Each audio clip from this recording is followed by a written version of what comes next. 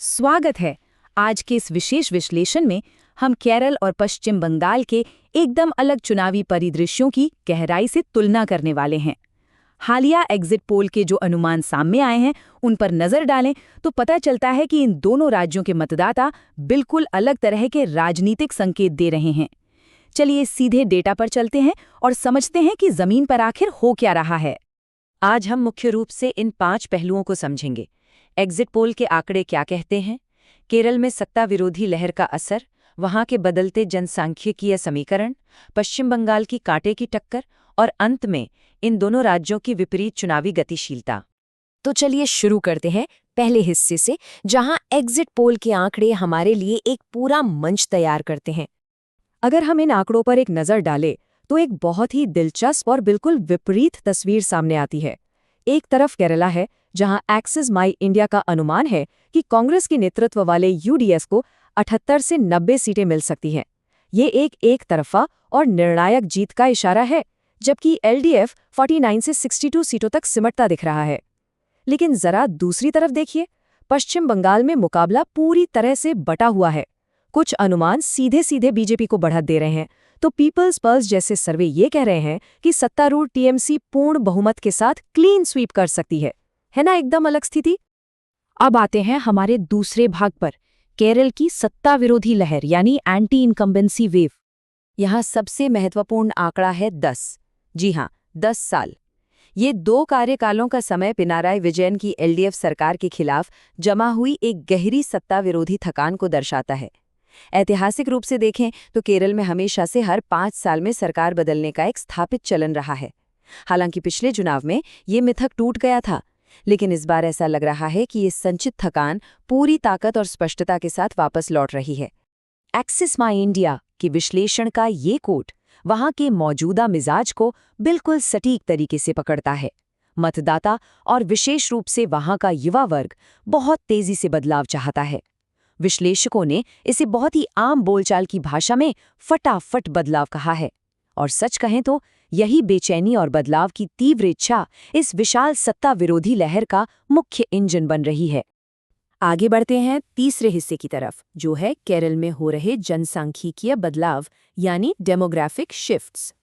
सत्ता विरोधी लहर के अलावा यहाँ जो सबसे दिलचस्प फैक्टर है वो है जनसांख्यिकी पुनर्संरेखण। जमीनी स्तर पर क्या हो रहा है? अल्पसंख्यक मतदाता, जिनमें मुख्य रूप से मुस्लिम और ईसाई शामिल हैं, वो कांग्रेस के नेतृत्व वाले यूडीएफ के पीछे बड़ी मजबूती से एकजुट हो रहे हैं, और वहीं दूसरी तरफ एनडीए हिंदू वोटों का जबरदस्त तरीके से विभाजन कर रही है। इसका सीधा नुकसान एलडीएफ के पारंपरिक वोट बैंक को हो रहा है।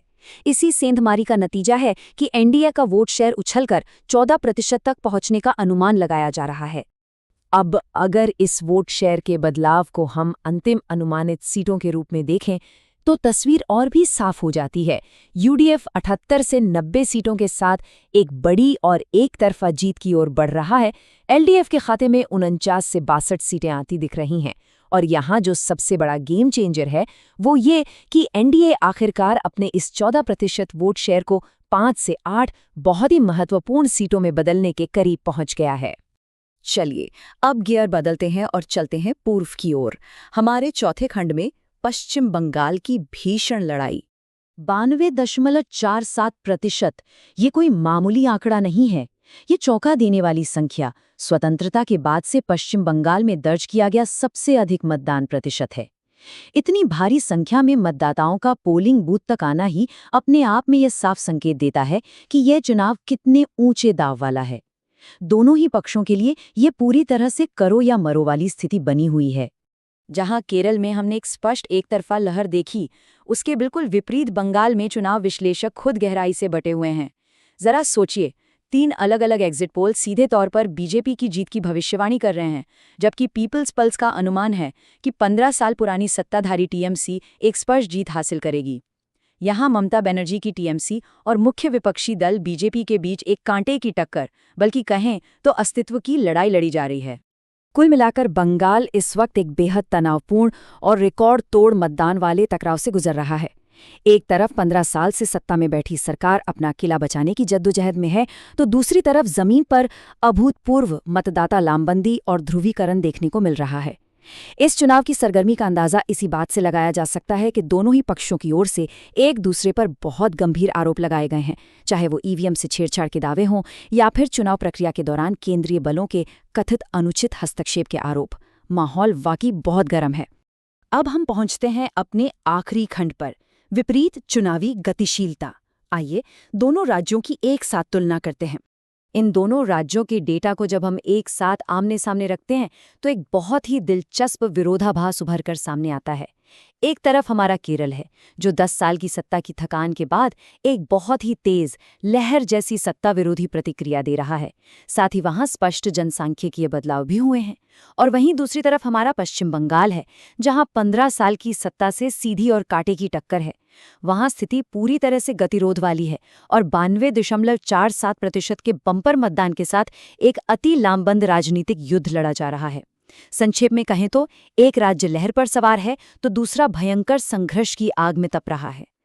इस पूरे विश्लेषण के अंत में हम एक बहुत ही गहरे और अहम सवाल के साथ छूट जाते हैं।